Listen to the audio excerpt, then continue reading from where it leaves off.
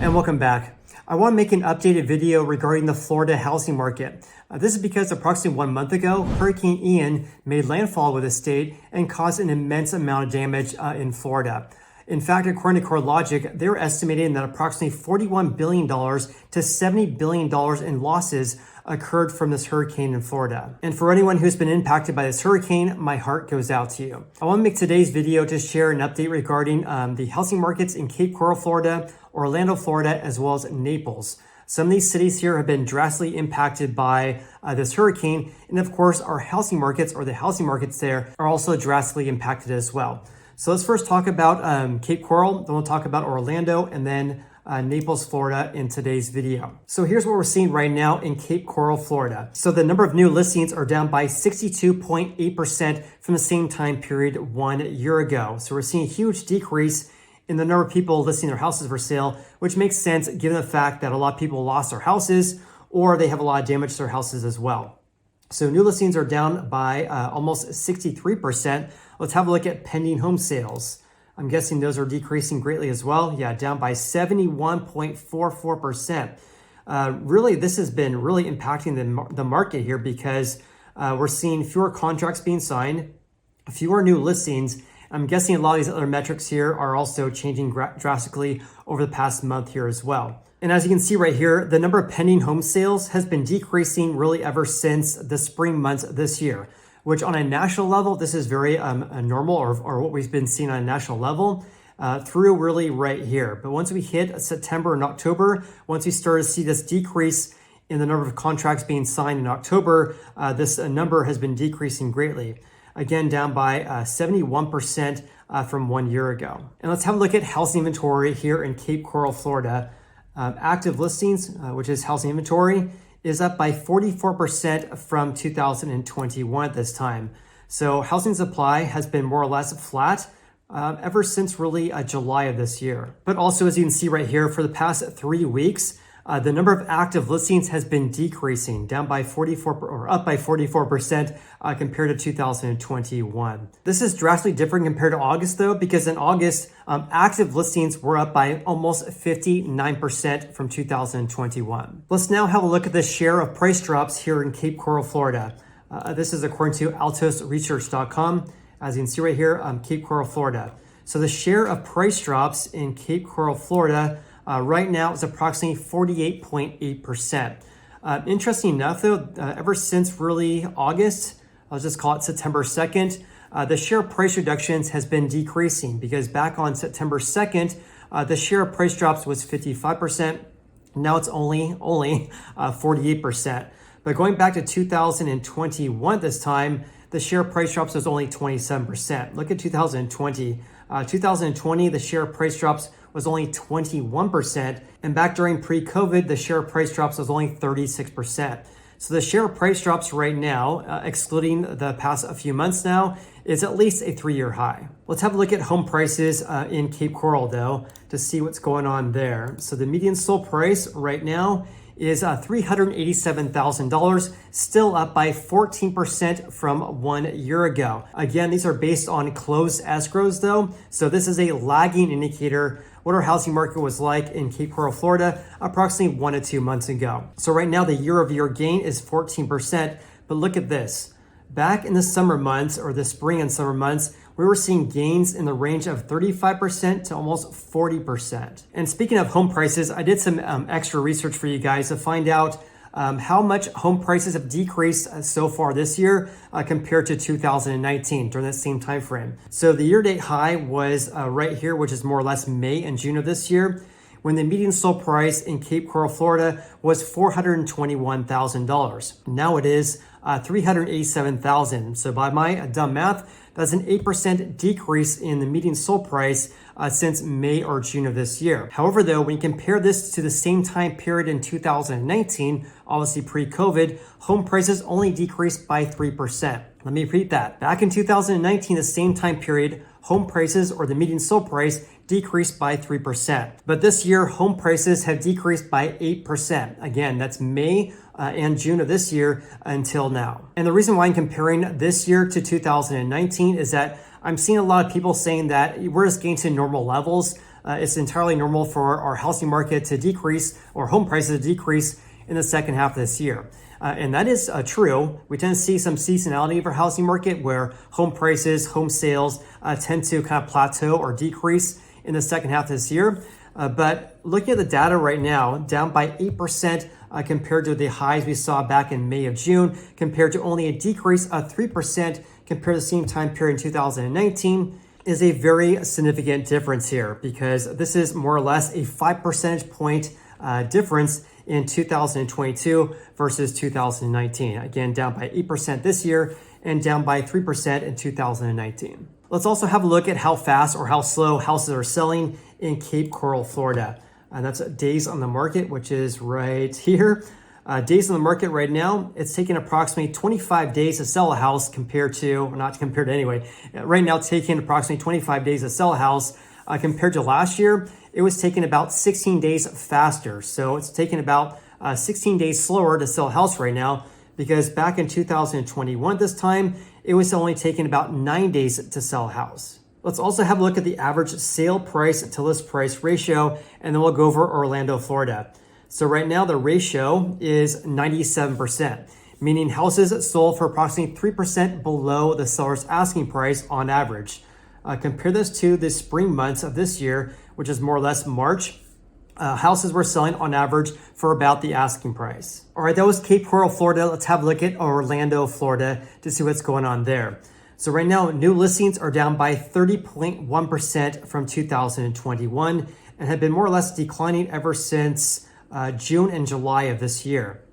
So again, down by 30.1% from 2021. Let's look at pending home sales though. So pendings are down by almost 47% from 2021 and have been declining greatly over the past couple of months actually. Again, down by 46.75%, below 2019's levels and well below 2021. Let's look at housing inventory in Orlando, Florida though. That's active listings, is up by 38.63%. So they have approximately 9,000 houses for sale right now in Orlando, Florida. Compared to 2021, there was approximately 6,500 houses for sale. And back in 2019, there was approximately 11,141 houses for sale. So I'm guessing because pending home sales are declining greatly, also we have a big increase on a year-over-year basis in the number of houses for sale. I'm guessing the share of price drops has been increasing in Orlando, Florida. Let's have a look at that. AltosResearch.com is reporting that the share of price drops in Orlando, Florida is approximately 51%. This has been shooting up greatly ever since really the summer months or spring months of this year. Look at this, March 11th, the share of price drops was only 17%, and now it's 51%. It really shot up greatly until we hit more or less August, and then it kind of slept off. But still, at 51% right now is far higher than last year at 35%, and also 2020 at 35%. And pre-COVID, back in 2019, the share was about 48%. So just like Cape Coral, Florida, the share of price drops right now is more or less a 3-year high in Orlando, Florida. Let's look at home prices though in Orlando. So here's the median sold price. Look at this, up by 13% on a year-over-year basis. So the median sold price right now is $388,000. The high this year was back more or less in May and June of this year when the median sold price was $402,000. So by my dumb math right here, that's a decrease by 3.5%. So prices have declined by 3.5% since June of this year. Compare this to the same time period in 2019 though, home prices or the median sold price only decreased by 1%. So it's during the same time period in 2019, home prices declined by 1%, whereas this year they declined by 3.5%. So it's interesting to see that home prices in Orlando, Florida have only decreased by 3.5% since the highs we saw in June.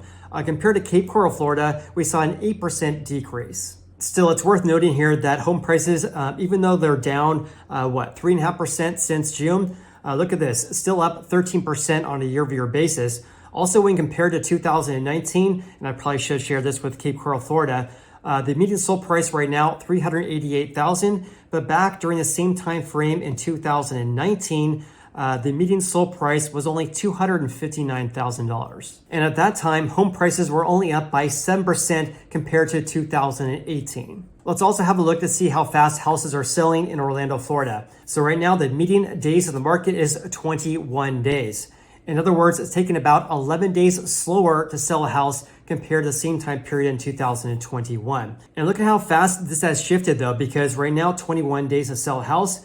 Back right here, which is more or less June and July of this year, the median days on the market was just under 8 days. So houses selling very, very quickly, really from January until you really hit June of this year. In other words, compared to June and July of this year, it's taking about 3 times longer to sell a house in Orlando, Florida right now. And this, of course, is because the average days in the market went from 8 days, now it's 21 days.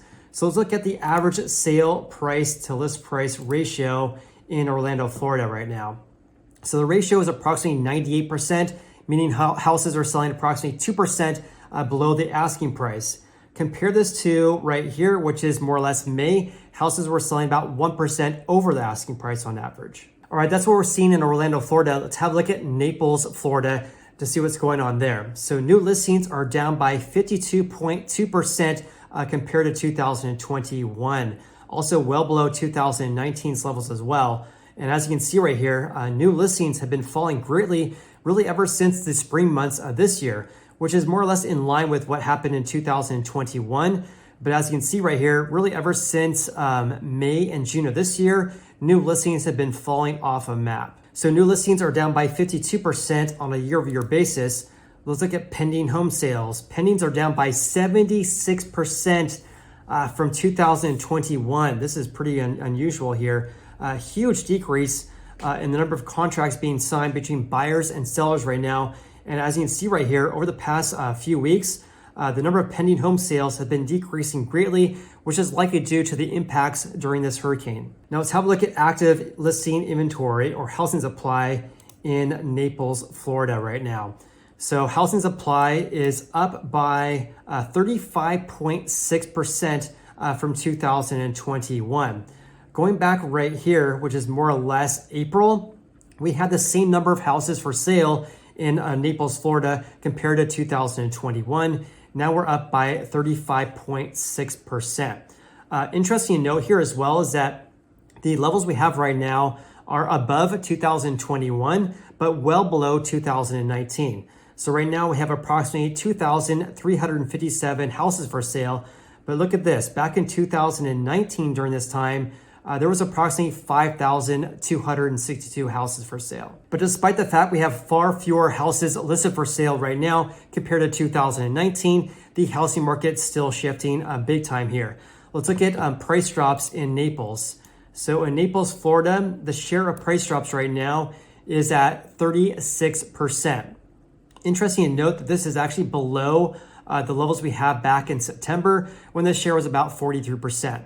Now the share is only about 36%, but still at 36%, this is below or above 2021 at 22%, in 2020 at 25%, and pre-COVID, the share was about 33%.